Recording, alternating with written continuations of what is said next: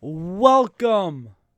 I am your host, That Legit Tech, and this is Tech TV Studios' first ever introduction to who That Legit Tech is, and the review, thoughts, and feelings, along with their own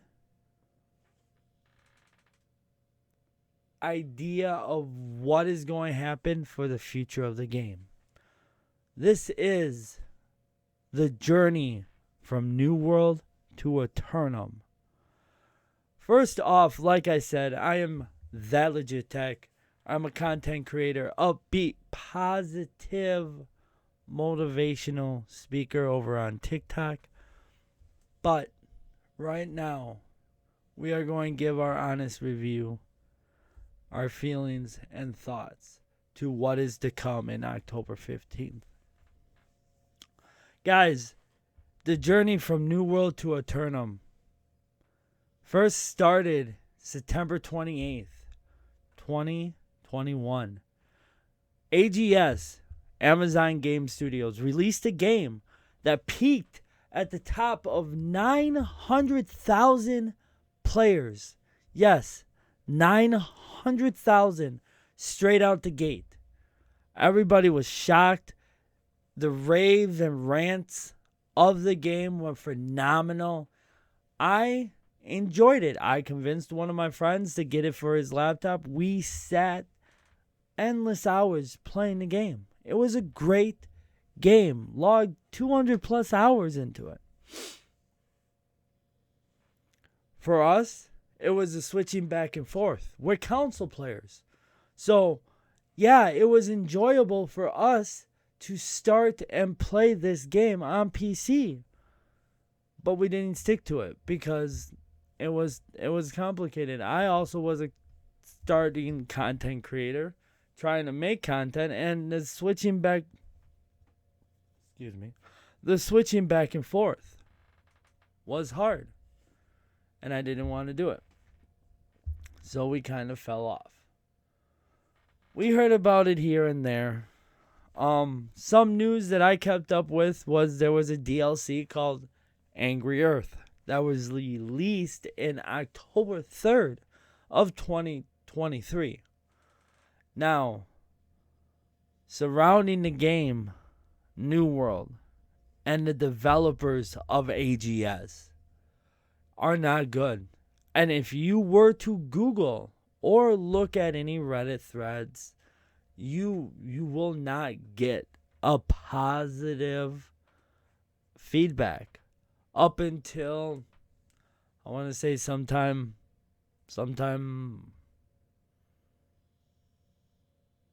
this month. Yeah. It was, I want to say, the second week of this month, it probably started changing since the open beta. So, I want you to keep an open mind that what is said then is not what is now. Aeternum is not the 2021 game, New World. And that is why I'm coming at you with a journey from New World to Aeternum. To understand Aeternum, you have to understand what made New World fail. And it was a constant failure to put up content. It was minuscule here and there. Yes, a raid, dungeons. But there was a lot of things that went on. Force this, force that. We need a group in order to do that. Nobody's good enough to do this. It really impacted the game as an MMO. And it showed the true colors of how green AGS was to putting out the content.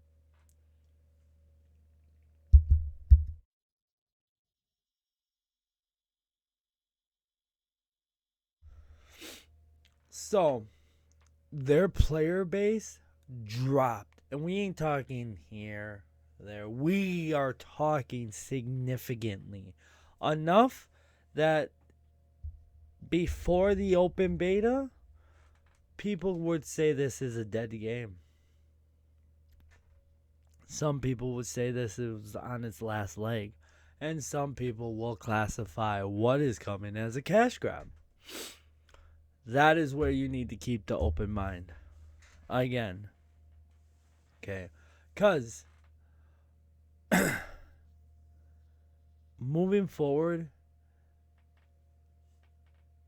the overall outcome of the open beta, which tested PlayStation 5, Xbox Series X and S, and the PC community, the same community that has been giving a negative review on AGS, is developers and New World. It all tested cross-platform. Tested the servers and what could be handled. Now, this isn't all set in stone yet. We don't know what's going to happen when the game launches. And all this feedback that has ranted and raved the internet back again, bringing somewhat of life back in the New World. Oh, my bad. Aeternum. This could end up making AGS fail again because of the stress that will put on the servers. We don't know. Okay. And we ain't going to dive into what could and what nots and what ifs. We are here to talk about the overall of what Aeternum is. Now that you had a short version story of what I know about New World, let's dive on in to what part of Aeternum's going to be like.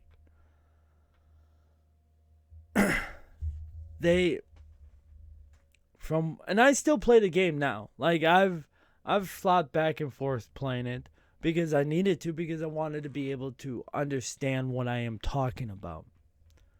Now, with the testing and playing, as you guys see up in that corner, it's the open beta.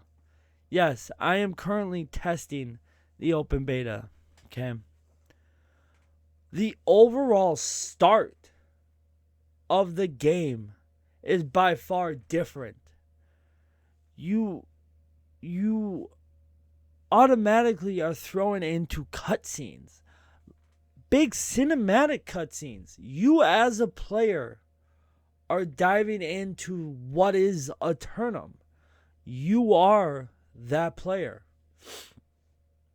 Now, they mainstreamed the actual main villain of the game, gave him a whole new backstory, and it's quite intriguing to go through some of this stuff, knowing that as a person who played the game when it first came out, to see what is different, it is nice. It is nice. Now, I know it's not all glam and glory. At the end of the day, it is still cinematic scenes for the game that should have them if you're classified as an MMORPG. Okay. They've redesigned the quest line. Another topic. One of the biggest drawbacks that the game had was forced content quest line. You could not progress further without doing X amount of cooperative missions. I personally remember what that is. And I understand that point because me and my friend, granted, I play MMOs, so I enjoy running as a tank. My friend enjoys running as a healer. So our overall ability to queue fast was not an issue. But being a tank and being a healer, we ain't doing the damage. So yeah, I took me and my friend at least 2 solid days to push to finally get a group that was good enough. And it blew our mind. Like, what? So I understand the overall upsetness that came with the forced quest lines of having to do a cooperative. Okay. And because of that, they've taken it out. They redid the quest lines.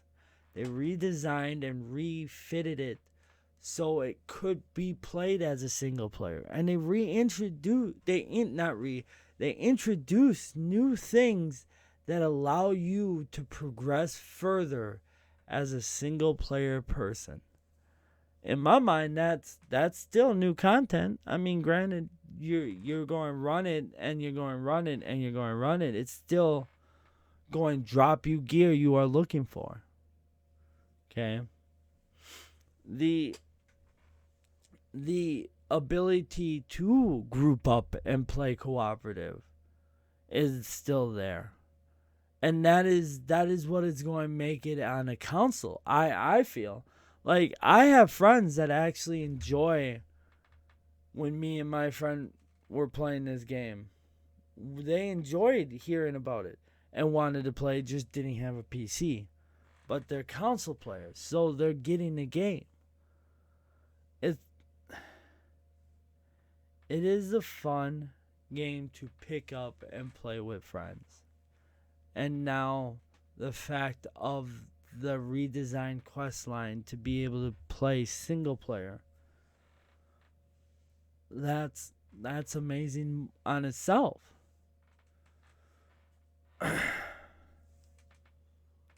The next thing is the character creation and the overall starting tutorial is different. I you shipwreck somewhere else and things are different on the PC version. If you played the PC version, you know it. In the open beta, it is nothing. It is the way it should be, to be honest with you. The starting tutorial is the way it should be, and it is wonderful. Next to that, before even starting the tutorial, let's talk about the character creation. I'm not going to show it because I want it to be a surprise, but the overall architect types that allows you to basically get a boost in set specific stats, ergo giving you a head start in the world. Not to benefit over other players. I'm just saying, in that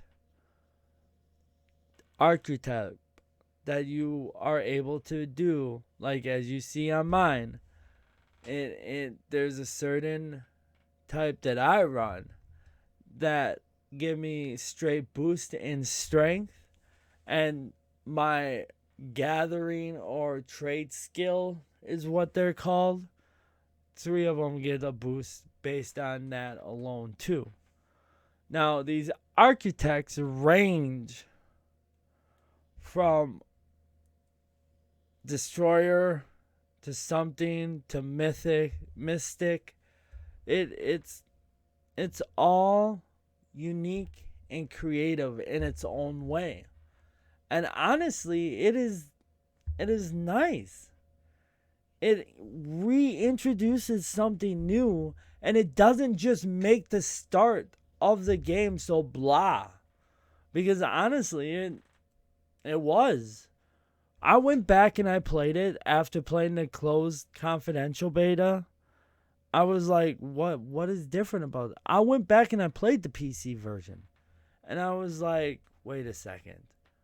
I messed up because I didn't pay attention. And then this time around, when I played the open beta, I was like, oh my God, the things that I should have paid attention to the first go around, I am now paying attention to the second go around, and I am showing up late to it. But I digress. the point of what I am getting at when it comes to the new character, it redefines what AGS was doing. Okay. And I'm glad they took this way. I'm glad they started looking at it, because it's a big direction that they are going. And I won't lie about it. I'm trying to keep as biased opinion as I can. I feel that this might be good with what is so far being shown. Next, like I touched on before, the villain. The villain has more of a mainstream identity. It's not just some corrupted whatever going on. And it's nice. It's nice.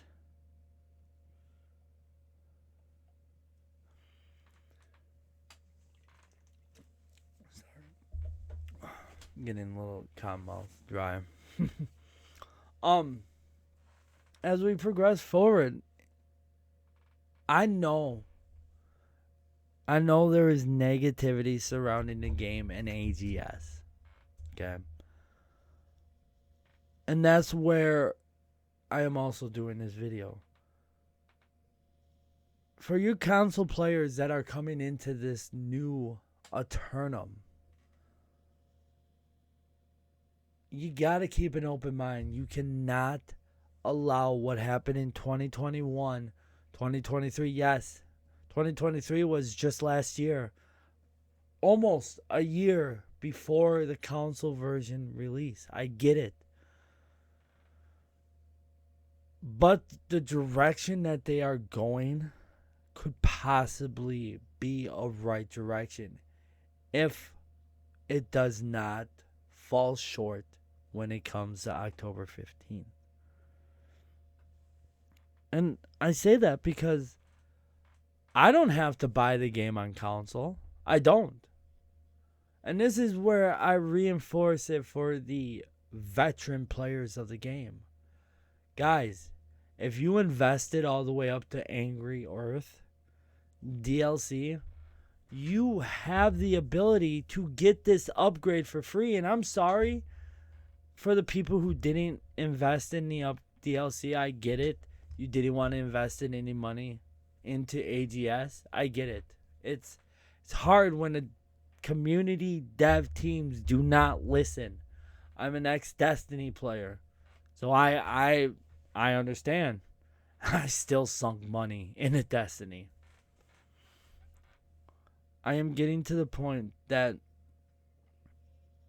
it is now, this is the chance to have AGS redeem themselves. If it turns out that they flop after October 15th, then a lot of content people are going to be upset and disappointed because they backed the game.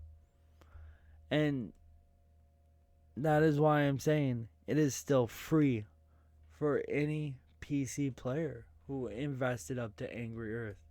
And you're wondering why will content creators on the PC be upset by the game if they're already talking negative about it?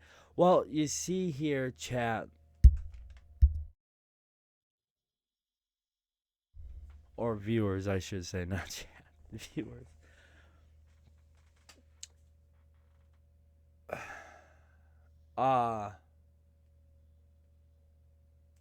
PCB, I lost my train of thought.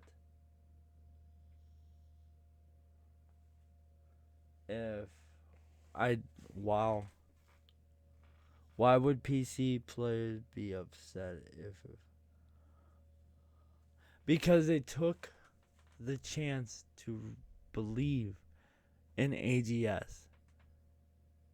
And the overall outcome of it was the fact that it flopped. They re-believed in AGS and it turned out to be a cash grab. And that is what really would upset the PC community even more. But again, for those who have the DLC, it will be free. Wrapping up my overall conclusion of New World. Would I play what was? No. Am I? Yes.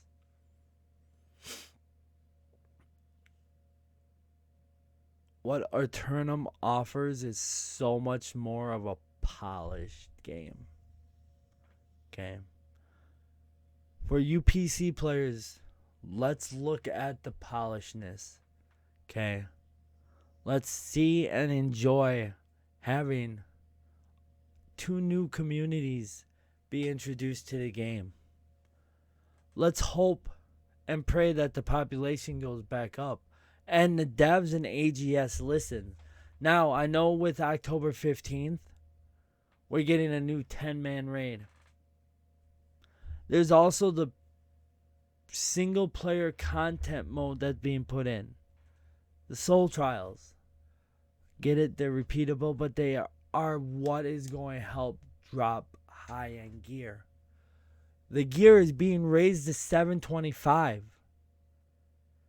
Everything, artifact, 725.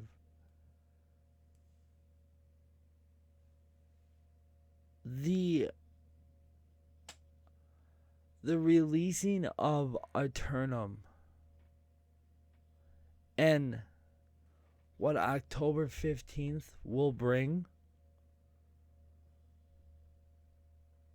will be amazing.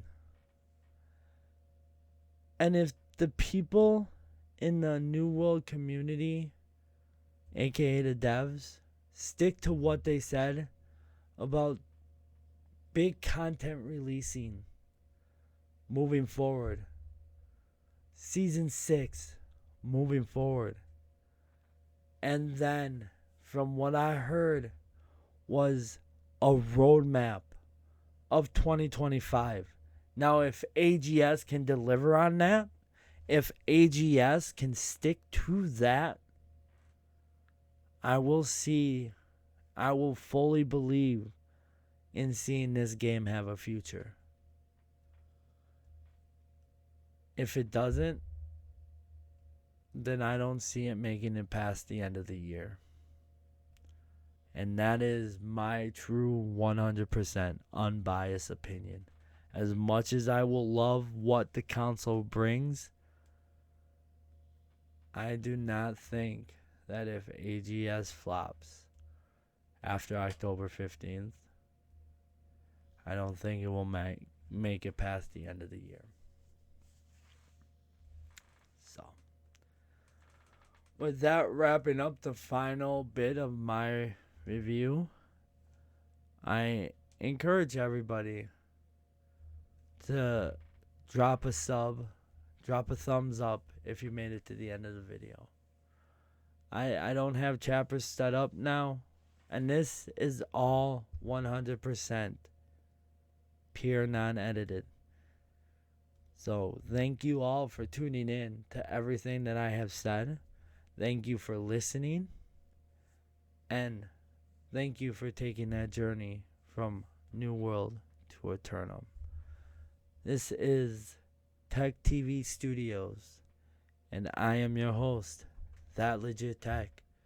Make sure to find me on the social media platform. Enjoy.